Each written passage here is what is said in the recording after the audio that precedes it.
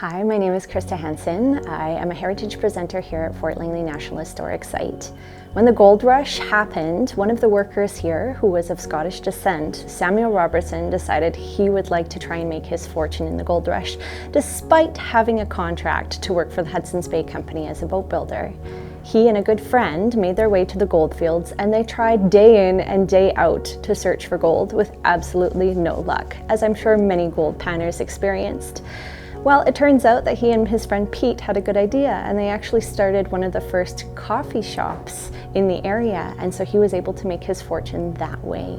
But that's a story that we tell sometimes here at Fort Langley when we're talking about some of the impacts of the gold rush, and keeping workers working here at the fort while there are fortunes to be made along the Fraser was one of the things that certainly impacted the workers here and the management.